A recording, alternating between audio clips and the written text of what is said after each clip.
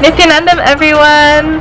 It's Priscilla back on my channel, and I wanted to talk a little bit today about third eye awakening and all of the benefits, what happens in your life, what is the result of having an awakened third eye. See, I've talked in my other videos about the spiritual powers, the yogic abilities that come with third eye awakening, such as remote viewing, body scanning, materialization, very tangible powers. But some people say, what's the point of that? What does it actually help me in my real life? So I want to explain that those kind of powers are like a side effect, actually. But the main point of, well, I shouldn't say point, but the main result of having an awakened third eye, an opened third eye, is that everything in your life, you are just so able to clearly make it what you want. Manifest exactly what you want, and be in touch with reality at all times. So what I mean by this is I'll give you an example. So a few months back, I was back at school, living in my apartment, and I've had fish for a few years. I've had a couple fish. One, I have an angelfish named Gil, and he was this black angelfish.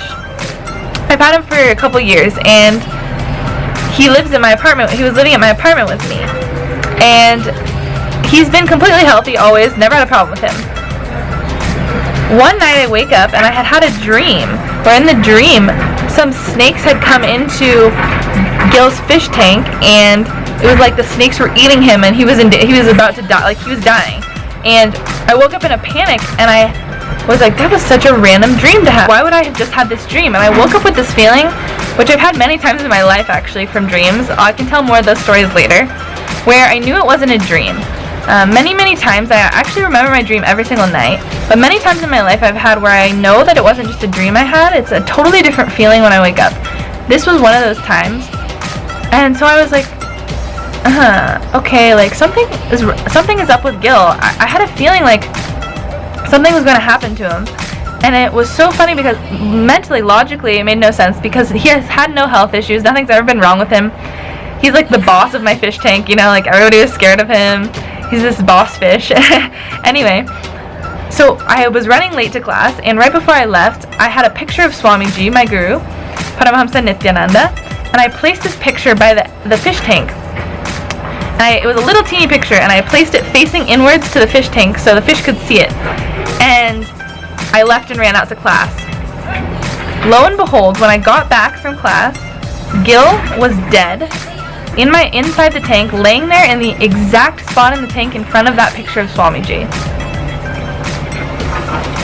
I was just blown away because I've had this fish for years, and the one time I wake up from a dream thinking something's up with Gil, something's gonna happen to him. In my dream, he died, he was in danger.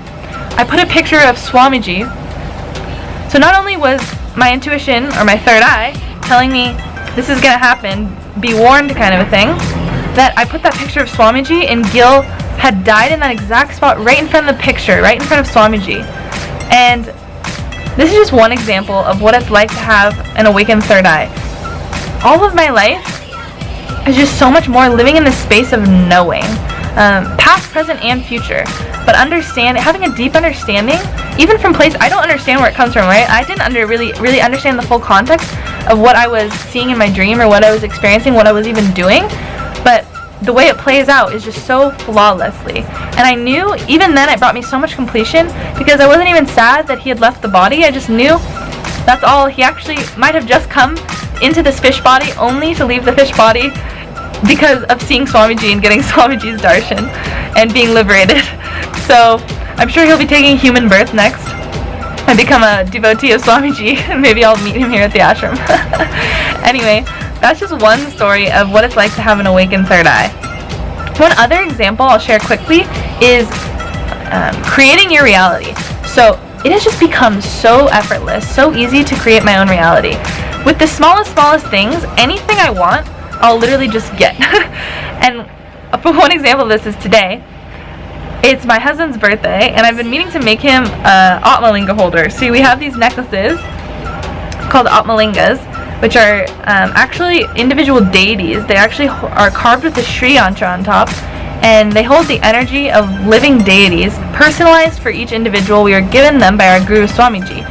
and I was gonna make him one of these necklace holders, but I haven't had any string. You know, we're living here at the ashram, and it's hard to get stuff sometimes because we never leave. We don't have any stores around here. And I was thinking, oh God, I wish the one thing I could make him is a Atmalinga holder, because I know he's been really wanting one of those. So I'm in the hall earlier. I'm sitting down. All of a sudden, this lady who I haven't talked to in a long time comes up to me and is just like, hey, how have you been? Like, what's up? Blah, blah, blah. So we start chatting, and then she pulls out a bunch of different color strings, perfect string to make these, and says, hey, can you show me how to make that? I see you're wearing one right now. Asked me how to make one of these, and I was just, okay, sure. So I'm showing her how to make it. Then she just says, oh, and you guys are living here at you guys live here permanently, right? And I was like, yes. She said, okay, I'll just give you all this string. You can keep it because I can go out and get more anytime. And just gives me all the string. So, it sounds so small, but seriously, like, my whole life is just full of incidents like this. Everything is just flawless, and my entire reality is just constantly and abundantly manifesting. So this is just glimpses of life with an awakened third eye.